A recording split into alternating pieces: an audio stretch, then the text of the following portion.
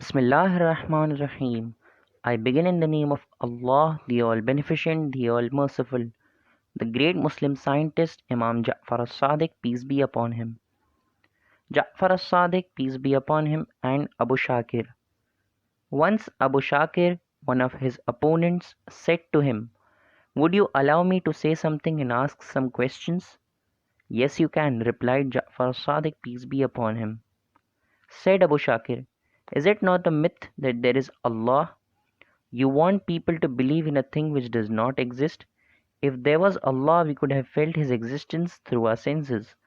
You may say that we can feel His presence by the help of our inner senses, but our inner senses also depend upon our five outer senses. We cannot conjure up an image of anything in which some of our senses were not involved. We cannot conjure up the picture of a person whom we have not met, recall to our memory his voice if we have not heard him, and feel the touch of his hand by our inner senses if we have never taken his hand in our hand. You may say that we can perceive the presence of Allah by our intelligence and not through our inner or outer senses.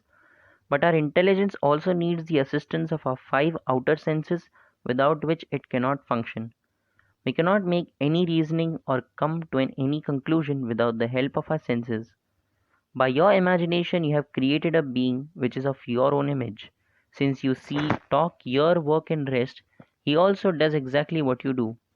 You do not show him to anyone. To maintain your hold on the people, you say that he cannot be seen. You also say that he was not born from the womb of a woman. He does not procreate and that he would not die. You say that the universe was created by Allah, who did not talk to anyone except to the Prophet of Islam. As a matter of the fact, the universe came by itself. Does anyone create the grass which grows in the field? Does it not grow and get green by itself? Does anyone create the ants and the mosquitoes? Do they not come out by themselves? I must tell you, who claims to be a scholar and the successor of the Prophet, that among all the stories which circulate among the people, none is more absurd and baseless than the story of Allah who cannot be seen. There are many baseless stories, but they at least depict real life and present before us the people and personalities who may themselves be fictitious, but their acts and deeds are like those of real human beings. We can see them. They eat, they drink, they talk, they sleep, and they love. When we read these fictitious stories, we enjoy them. We know that they are false, but we see them in the faces of men and women who are like us. The people mentioned in the stories might not have existed, but our common sense accepts the existence of such people in the world. However, when we cannot see, feel, or touch your Allah, our logic and reasoning, which depend upon our senses, do not accept His existence. I know that some people who have been deceived by you believe in your invisible Allah, but you cannot deceive me and make me believe in Him. I worship God who is made of wood and stone. Although my God does not talk, but I can see him with my eyes and touch him with my hands. You say that the God whom I have made from my own hands is not worthy of being worshipped, while you ask the people to worship Allah whom you have created by your imagination.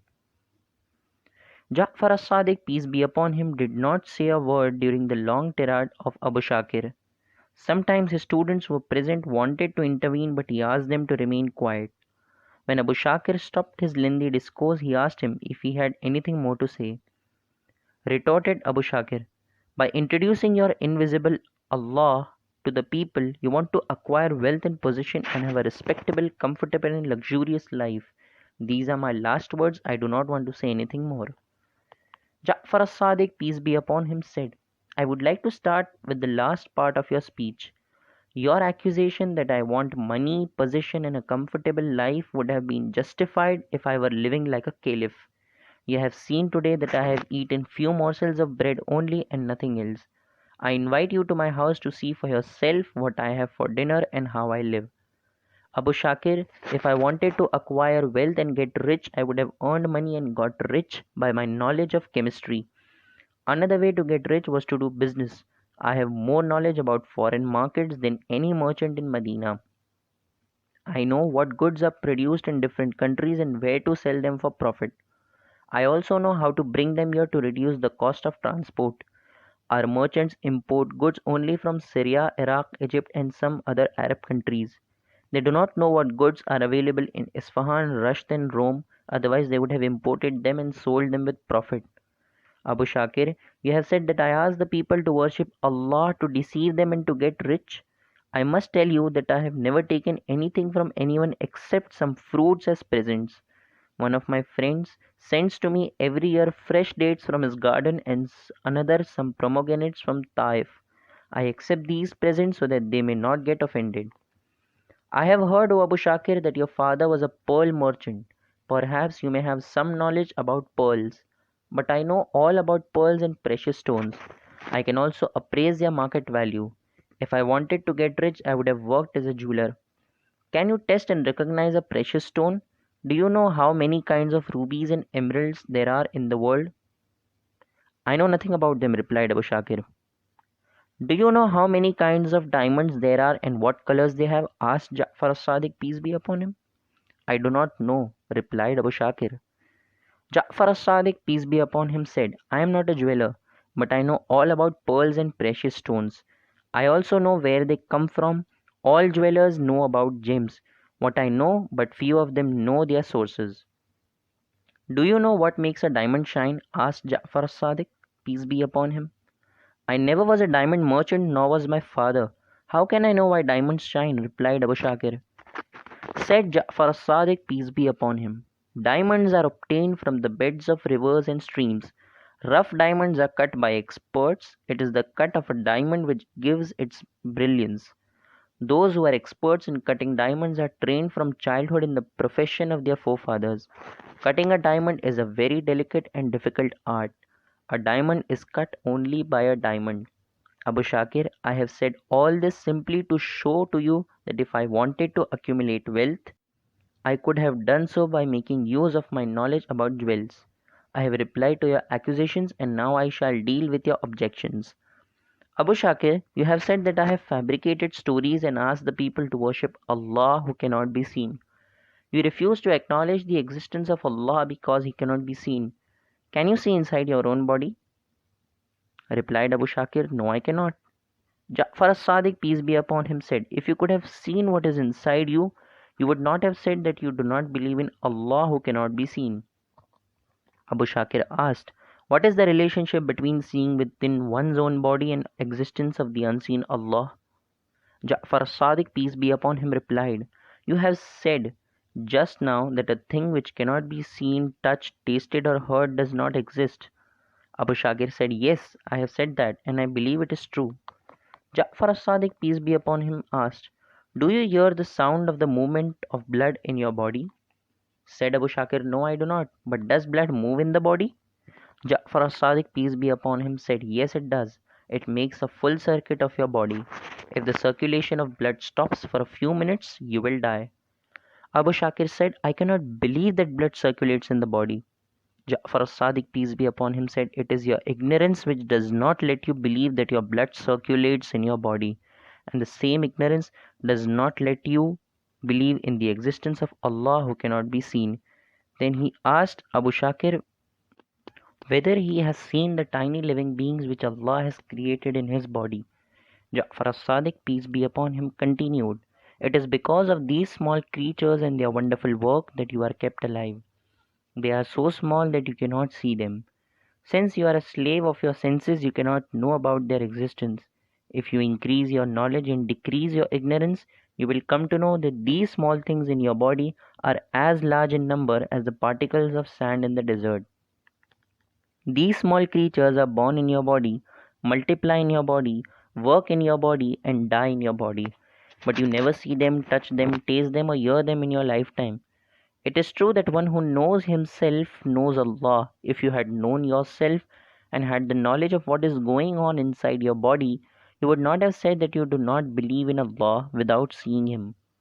Pointing to a huge stone, he said, Abu Shakir, do you see the stone which is at the foot of that portico?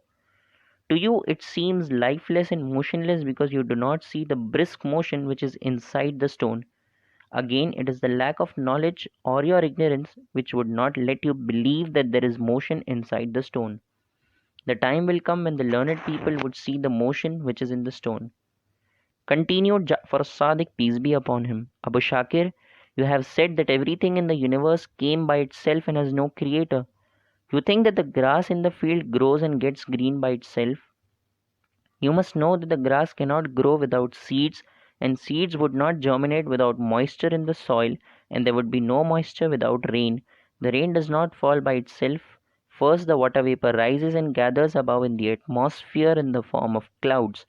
The winds bring the clouds, then the water vapor condenses and falls down as rain. The rain must also fall at the right time, otherwise, no grass will grow and become green.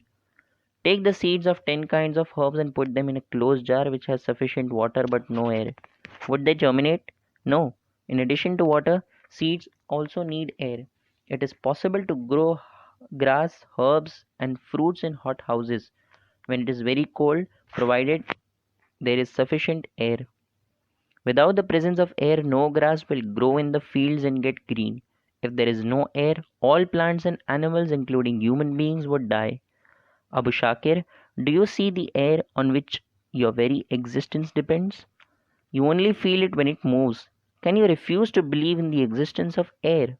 Can you deny that to grow and get green, the grass needs many things: seeds, soil, water, air, a suitable climate, and above all, a strong managing power which may coordinate the action of these different elements? That managing and coordinating power is Allah. You say that everything comes by itself because you are not a scientist. No scientist would ever say that. All scientists and all scholars believe in the existence of a creator, albeit they may call him by different names. Even those who do not believe in Allah believe in a creative force. Abu Shakir, it is not because of one's knowledge, but it is due to his ignorance that he does not believe in Allah. When a wise man thinks of himself, he finds that his own body needs a controller so that all its organs and systems may function properly. He then realizes that this vast universe also needs a controller or supervisor so that it may run smoothly. You said just now that both of us create our own gods, you by your hands and I by my imagination. But there's a big difference between your God and my Allah. Your God did not exist before you made him out of wood or stone, but my Allah was there before I could think about him. I do not create my Allah by my hands or by my brain. What I do is to know him better and think of his greatness. When you see a mountain, you try to know more about it. It is not creating the mountain by imagination. That mountain was there before you saw it, and it would be there when you are gone. You cannot know much about the mountain because of your limited knowledge. The more your knowledge grows, the more you will learn about it. It is impossible for you to find out when and how that mountain came into being and when it would disappear. You cannot find out what minerals are there inside or underneath the mountain and what is their benefit to mankind. Do you know that the stones out of which you make your idols came into being thousands of years ago and shall exist for thousands of years more? These stones have come here from a distant place. They could travel that long journey because different parts of the earth are always moving, but this movement is so slow that you do not feel it. There is nothing in the universe which is not in motion. Rest or motionlessness is meaningless. We are not at rest even when we are sleeping. We are in motion because the earth is in motion. Besides, we have a motion inside our own bodies. Abu Shakir, if you had any knowledge about the piece of stone out of which you crave an idol, you would not have denied the existence of Allah and said that I have created him by my imagination. You do not know what a stone is and how it came into being. Today you can handle it as you like and cut it into any shape or form, but there was a time when it was in a liquid state. Gradually it cooled down and Allah solidified it. In the beginning it was quite brittle and would have broken into pieces in your hand like a piece of glass. Asked Abu Shakir, was it in a liquid condition before? Yes, it was, replied Ja'far as-Sadiq. Abu Shakir burst out laughing. One of the students of Ja'far as-Sadiq, peace be upon him, got angry and was about to say something when he was stopped by his teacher. Abu Shakir said, I am laughing because you say that stones are made of water. Ja'far as-Sadiq, peace be upon him, replied, I do not say that the stones are made of water. What I had said was that in the beginning they were in a liquid state. Abu Shakir said, what difference does it make? Liquid and water are one and the same. Ja'far as-Sadiq, peace be upon him, replied, there are many liquids which are not water. Milk and vinegar are liquids which are not water, although they have a water content in them. In the beginning, the stones were liquid like water and they flowed like water. Gradually, they cooled down and became so hard so that you could cut and shape them. The same hard stones will turn liquid if heated. Said Abu Shakir, when I go home, I will check the truth of your statement. I will put the stone in the fireplace and see if it turns into liquid or not. Said Ja'far as-Sadiq, peace be upon him, you cannot liquefy stone in your fireplace. Can you liquefy a piece of iron at home? A very high temperature is required to turn solid stone into liquid. Do you realize how you could make idols out of stones? It was Allah who made the stones. It was He who created you and gave you hands with unique fingers, which enabled you to handle tools and chisel the idols from stones. Again, it was He who gave you power and intelligence which you used for making the idols. Abu Shakir, do you think that the mountains are only heaps of stones? The great Allah has created them to serve some very useful purpose. They were not created so that you may make stones and turn them into idols. Wherever there is a mountain, there is flowing water. Rain and snow which fall on the mountain tops produce streams of fresh water. These streams combine together to form big rivers, which irrigate farms and fields. The people who live in the valleys through which the rivers flow are assured of constant supply of water. People who can afford it go to the mountain during the summer season to escape the heat of the plains. The mountains work as a great bulwark and protect towns and villages which are in their valleys from the devastation and destruction of hurricanes. Green mountains provide good grazing grounds for sheep. When scorching heat burns the pastures down in the plains and no fodder is left, the shepherds take their flocks of sheep to the mountains and stay there till the end of summer. Mountains are habitats of birds and animals, some of which are a good source of food for those who live there. Even the mountains which are not green are not without some use. If the people try, they may discover in them mines of metals and minerals which are useful for mankind. Abu Shakir, I am too small and too weak to create Allah with my brain. It is He who has created my brain so that I may think of Him and know that He is my creator. He was there before I came into being and He would be there when I am no more. I do not mean that I would be totally destroyed. Nothing in the universe is totally destroyed. Everything is subject to change. It is only Allah who does not change. Abu Shakir, please tell me sincerely, to whom will you turn for help when you are in trouble? Do you hope that the idol you carve out of stone can come to your rescue? Can it cure you when you are sick, save you from mishaps and calamities, save you from starvation and help you pay your debts? Abu Shakir replied, I have no such expectations from stone, but I think there is something inside the stone which will help me. Moreover, I cannot help worshipping it. Ja'far as-Sadiq, peace be upon him, inquired, what is inside the stone? Is it also a stone? I do not know what it is, but it cannot help me if it is also stone, replied Abu Shakir. Said Ja'far as-Sadiq, peace be upon him, Abu Shakir, what is inside the stone and is not stone can help when you are in trouble is Allah. Abu Shakir pondered over the subject for a while and then said, is Allah who cannot be seen inside the stone? Ja'far as-Sadiq, peace be upon him, replied, He is everywhere. Abu Shakir said, I cannot believe that a thing may be everywhere but may remain unseen. Ja'far as-Sadiq, peace be upon him, said, do you know that air is everywhere but cannot be seen? Said Abu Shakir, although I cannot see air, I can at least feel when it moves, but I can neither see your Allah nor feel His presence. Ja'far as-Sadiq, peace be upon him, said, you do not feel the presence of air when it is not moving. The air is only a creation of Allah. He is everywhere, but you cannot see Him or feel His presence by your senses. You have admitted just now that although you do not see it, but your instinct or your soul tells you that there is something inside the stone, and is not the stone which can help you. That something is Allah. Your instinct also tells you that you cannot live without Allah and without worshipping Him. Abu Shakir said, it is true, I cannot live without worshipping idols.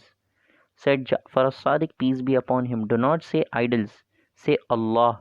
It is He who is worthy of worship. Just like you, everyone is obliged to worship Him. One who does not worship Allah has no guide and no guardian. He is just like one who cannot see, cannot hear, cannot feel, and cannot think. He does not know where to go and on whom to depend when in trouble. Worshipping Allah is a part of life. Every living being worships him instinctively. Even the animals cannot live without worshipping him. We cannot ask them and they cannot tell us that they worship Allah, but their well regulated and orderly life is sufficient proof that they worship him. I do not say that animals believe in Allah and worship him just as we do, but there is no doubt that they obey the laws made by their Creator faithfully, which means they worship Him. If they were not obedient to their Creator, they could not have such an orderly and regulated life. We see that just before the advent of spring, the lark, which is a small kind of bird, always comes at the same time and sings, as if to give us the tidings of the new season. The itinerary of these migratory birds is so regulated and their schedule is so fixed that even if the last days of winter are still cold, their arrival is not delayed for more than a few days. When the swallow, which is a migratory bird, returns after covering a distance of 1,000 miles, it builds its nest at the same place where it had built it last spring. Was it possible for these small birds to have such a well organized life if they do not obey the laws of Allah and worship Him? Abu Shakir, even the plants obey the laws made by Allah faithfully and worship Him. Out of the 150 species of plants, which are further divided into hundreds of subspecies, we will not find even one plant which has a disorganized and disorderly life. Abu Shakir, just like us, the plants also do not see their Creator, but they worship Him by obeying His laws instinctively. I know that you will not accept, or perhaps you do not understand what I say. A man must have sufficient knowledge to understand complicated problems. Abu Shakir, not only animals by their animal instinct and plants by their plant instinct obey Allah and worship Him, the lifeless and inanimate objects also, with whatever instinct they have, obey Allah and worship Him. If they did not worship Him, they would not have followed the laws made by Him. As a result, their atoms would have broken apart and they would have been destroyed. The light of the sun also worships Allah by obeying His laws, which are very stringent and exact. It comes into being by the combination of two opposite forces. These forces also obey the laws of Allah and worship Him, otherwise, they cannot produce light. Abu Shakir, if there was no Allah, there would have been no universe and neither you nor me. The sentence, there is no Allah, is meaningless. The existence of Allah is a must. If attention of Allah is diverted even for a moment from the affairs of the universe to something else, it would break up. Everything in the universe obeys His laws, which are permanent and eternal. Because of His absolute wisdom and knowledge, He could make such wonderful laws which will last forever. Each and every law made by Him serves some special and useful purpose. When Ja'far as-Sadiq, peace be upon him, concluded his discourse, Abu Shakir fell into deep reverie as if he was greatly inspired. Ja'far as-Sadiq, peace be upon him, asked, "Do you now believe that Allah who cannot be seen does exist and what you worship is the unseen Allah?" Abu Shakir replied, "I am not yet convinced. I am in a quandary. I am full of doubts and misgivings about my faith and my convictions." Ja'far as-Sadiq, peace be upon him, remarked, "Doubt about idol worship is the beginning of the worship of Allah."